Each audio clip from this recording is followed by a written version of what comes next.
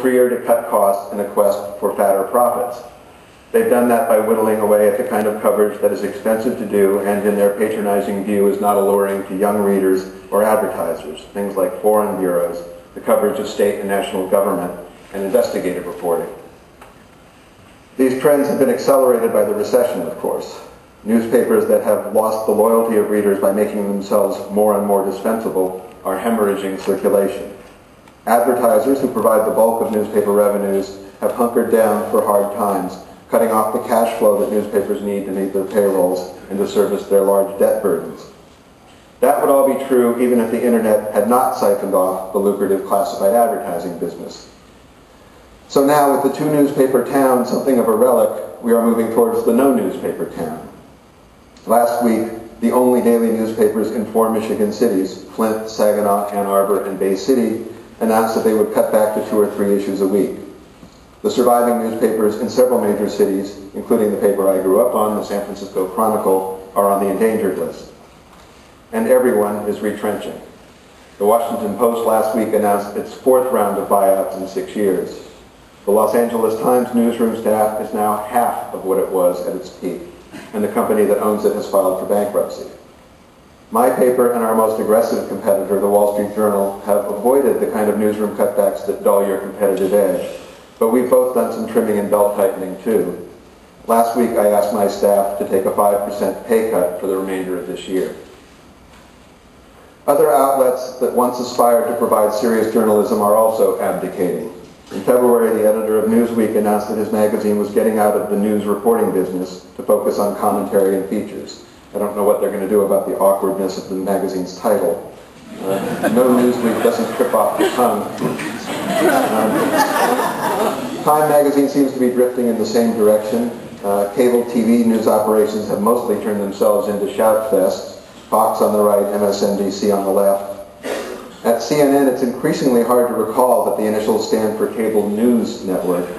Instead of reporters in the field, you have juries of commentators lined up in front of laptops on hyperactive sets that look like parodies of The Daily Show's parody of a TV news set.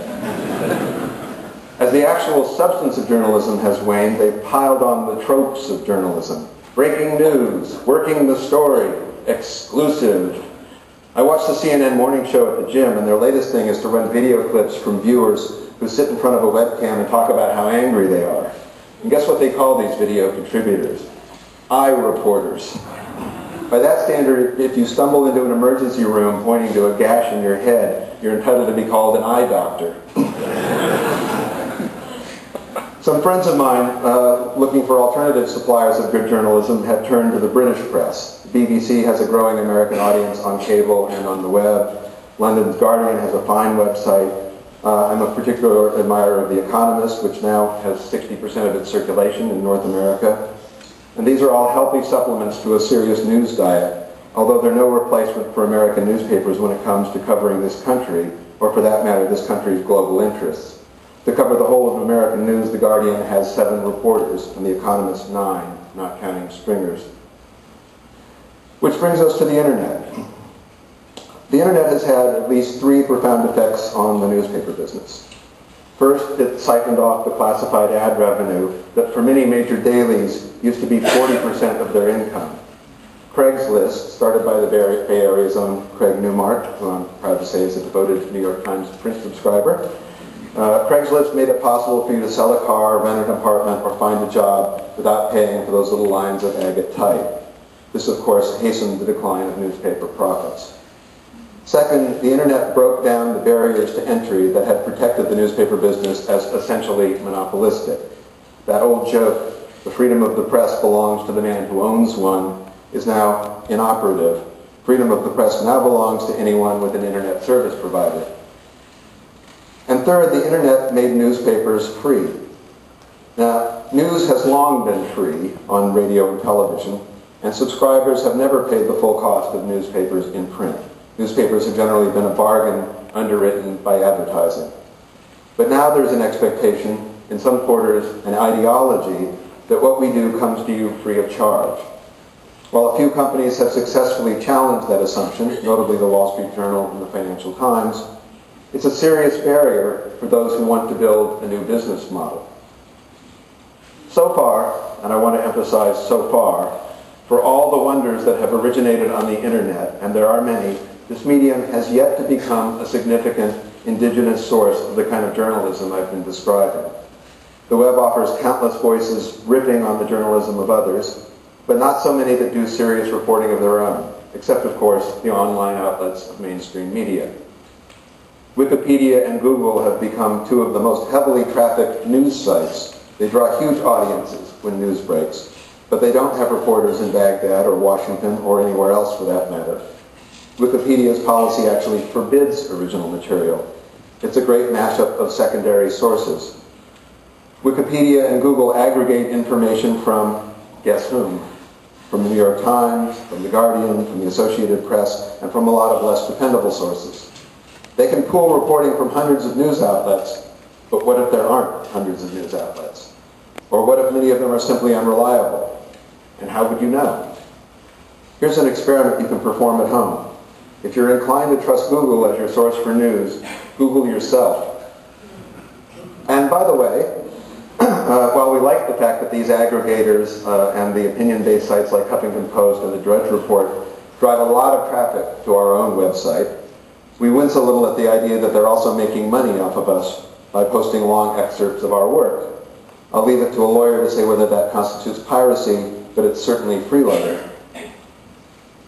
There are few serious online news ventures that have attracted a significant following and earned respect. Politico, Talking Points Memo, the Documents Archive Smoking Gun, the International Freelance Network Global Post, and several high-quality sources for technology news, to cite a few examples.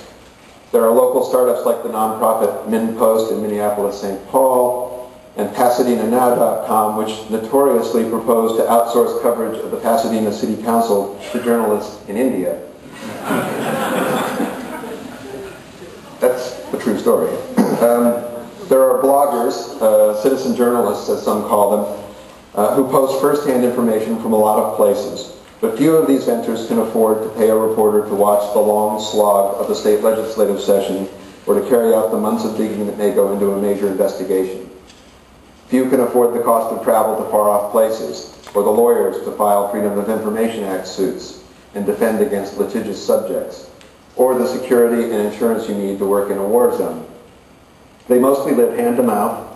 The best and most successful online sources of news are still the spawn of mainstream media, especially newspapers. Journalism, as we have learned, is enriched by the possibilities of the web, engaging the audience, opening our doors to information and comment from all quarters, subjecting what we have gathered to the wisdom, or at least the kibitzing, of the crowd. At our website, as at many others, we regularly invite groups of experts to debate. We have compiled interesting data, most recently on immigration, and submitted it to our readers to study even before we wrote our articles. We've posted stories about Russia, in Russian, on Russian blog sites, and then harvested the reaction, giving our readers a better window into the Russian soul than you will ever get by gazing into the eyes of Vladimir Putin. That stuff is all great, it's just not enough. And as Paul Starr points out, online, quote, there are few clear markers to distinguish blogs and other sites that are being financed to promote a viewpoint from news sites operated independently on the basis of professional rules of reporting. So the danger in the disappearance of newspapers, he says, is not just more corruption of government and business, it is also more corruption of journalism itself. If you want an idea of what that might look like, you can go back a few centuries to the infancy of American newspapers.